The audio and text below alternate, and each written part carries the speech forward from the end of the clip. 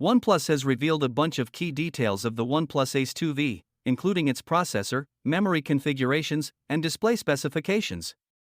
The device has also been spotted on the Bluetooth SIG certification. Let's take a look at what all has been revealed about the OnePlus Ace 2V today.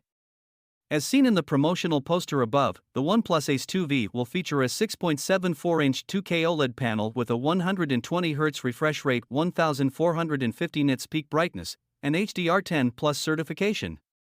The device will feature the brand's iconic alert slider at the top right side of the chassis, which will also make room for the power button.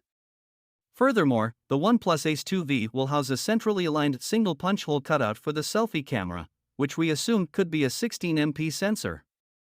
Moving on to the processor and memory options, the OnePlus Ace 2V has now been confirmed to be powered by an octa-core MediaTek Dimensity 9000 processor, which will be paired with 12GB plus 256GB and 16GB RAM and 512GB storage options.